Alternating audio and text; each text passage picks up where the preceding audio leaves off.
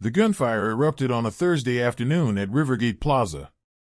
Shoppers screamed, bolted for exits, or dove to the floor, but amid the chaos of 150 terrified people, one man moved with eerie calm, as if he'd been preparing for this moment his entire life. What unfolded next shattered every assumption about what makes a hero.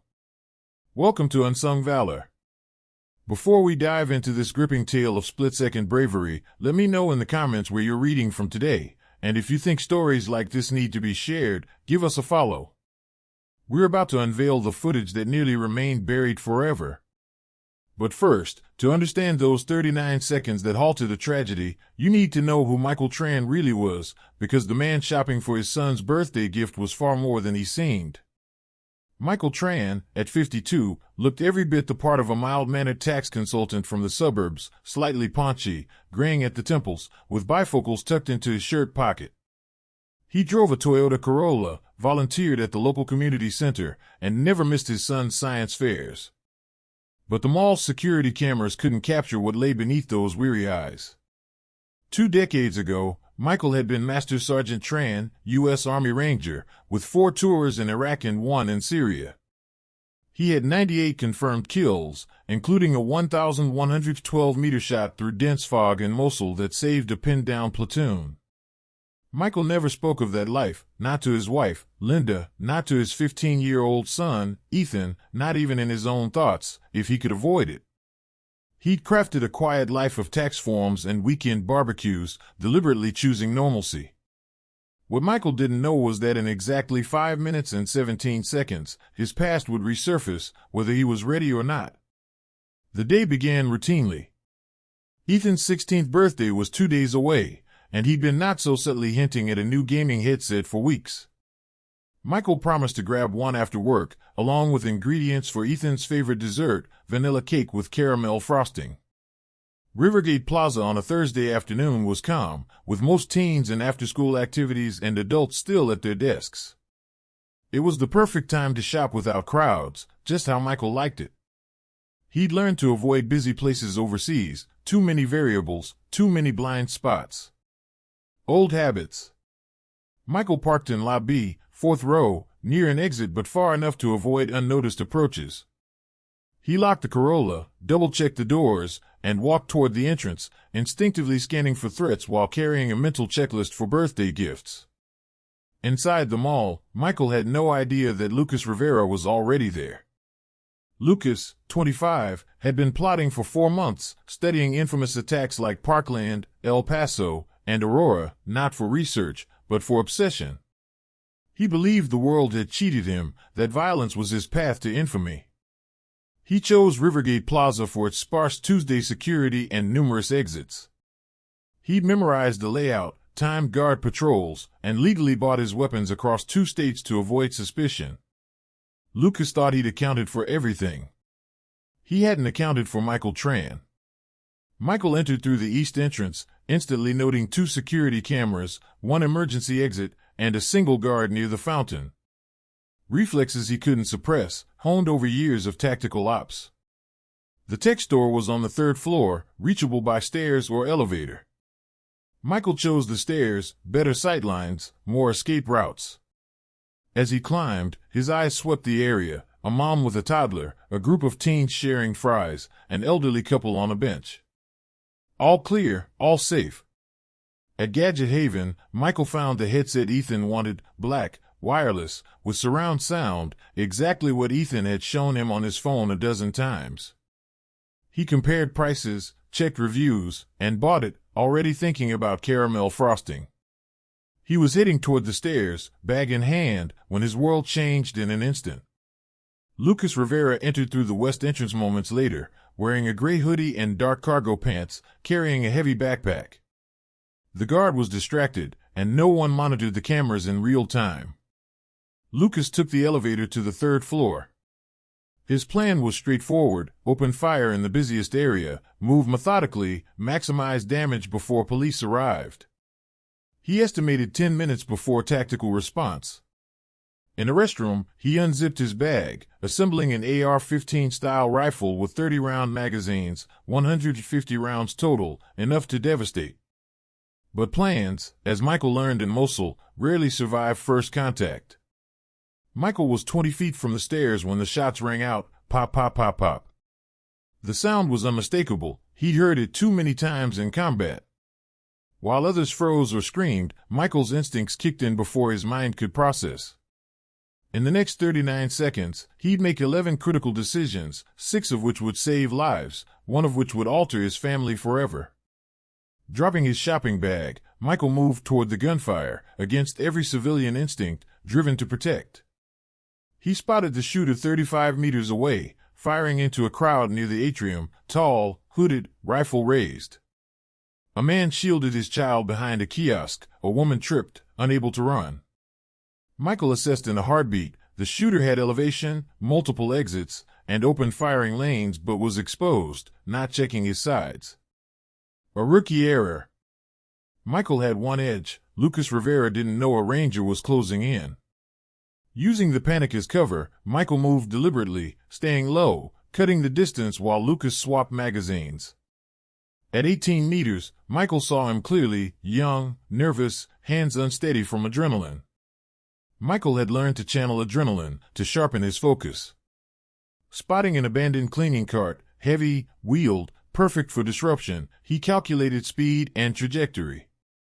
Lucas raised his rifle toward a group of teens hiding behind a planter, completely vulnerable. Michael had 2 seconds to act. Michael launched himself at the cart, 190 pounds of force propelling 120 pounds of metal across 18 meters in under 2 seconds. The collision was brutal.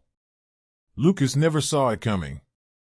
The cart slammed into his chest, sending him crashing into a glass barrier. His rifle skidded across the floor, out of reach. Michael didn't stop. As Lucas scrambled, Michael closed in, years of close-quarters combat training unleashed in 4 seconds, a sharp elbow to the ribs, buckling Lucas, a knee to the jaw, disorienting him, a swift takedown pinning him face down, arm locked in a hold that promised a broken elbow if he moved. "Stay down," Michael said, his voice steady, almost detached. "Professional." "Stay down, or I'll snap your arm," Michael Tran said, his voice low and steady. Lucas Rivera, would-be mass shooter, could only nod weakly in compliance. Total elapsed time, 39 seconds. The mall fell quiet except for scattered sobs, distant shouts, and approaching sirens. Michael kept Lucas pinned, scanning for secondary threats, training ingrained from years in combat. Never assume one attacker until the area is secure. But what happened next stunned even Michael. A voice cut through the chaos. "Dad?" Michael turned and saw Ethan, his 15-year-old son, standing 25 feet away with his friend Noah. They'd come to the mall after school to check out arcade games for Ethan's birthday party. Ethan stared at his father, tax consultant, community volunteer, the guy who fumbled through school bake sale speeches, kneeling on a gunman like it was second nature.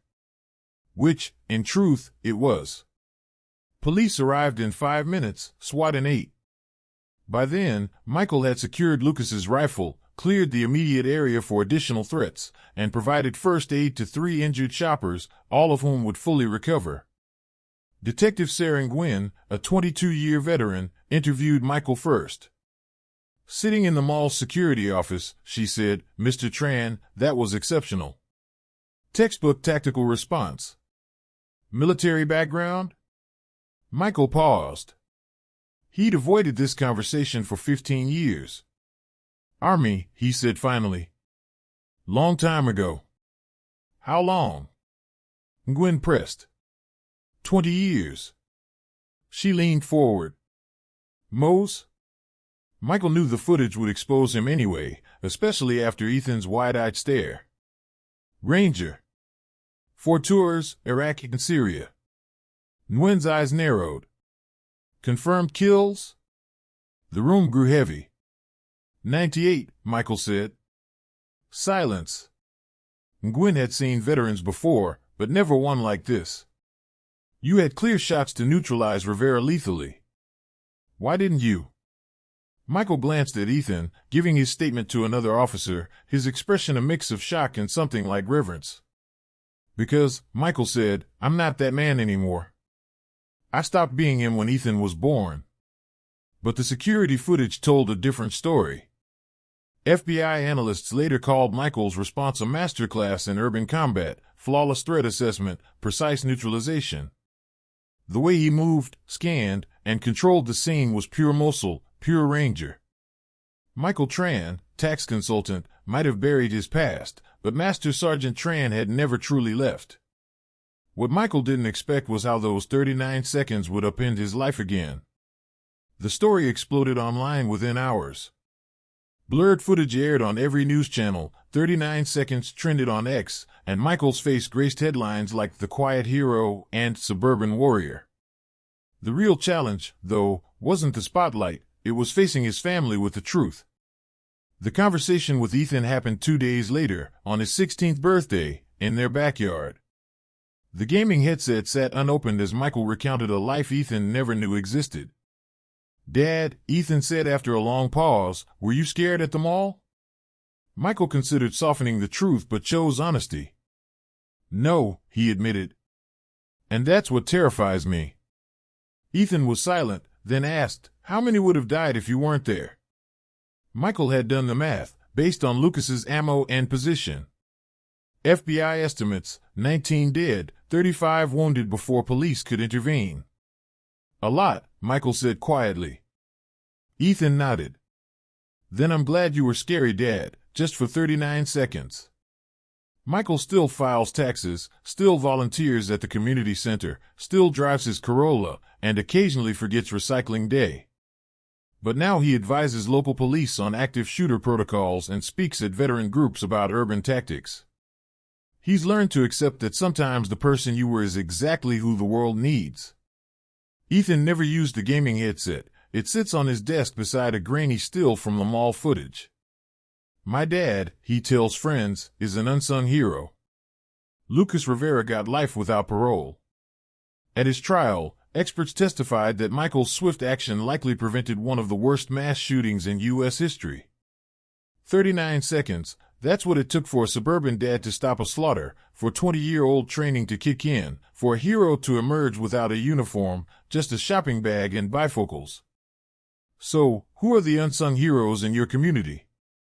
Who lives quietly, carrying extraordinary pasts, ready to act when crisis hits? Share their stories below. Help us celebrate the warriors among us, humble until the moment they're needed most. At Unsung Valor, we believe the greatest heroes never planned to be. They just couldn't let evil win. Thank you for reading. If this story resonated, follow and share it. Let's keep these unsung heroes from staying hidden. And never forget, the person next to you might be exactly who the world needs when it matters most.